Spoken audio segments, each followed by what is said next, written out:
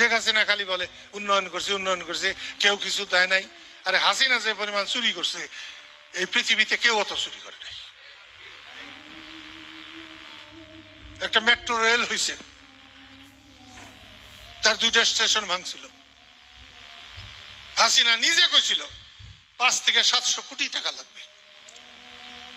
হায় রে চোরের চোর, এই 2টা স্টেশন ঠিক করতে একটায় টাকা লাগছে 20 লাখ, আরেকটা টাকা লাগছে 1 কোটি কয়েক টাকা।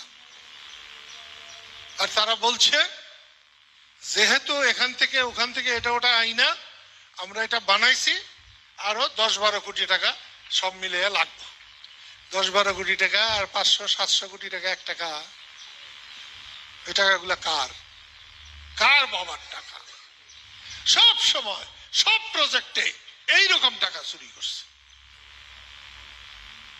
শেখ হাসিনার আশেপাশে যারা ছিল প্রত্যেকেই চোর।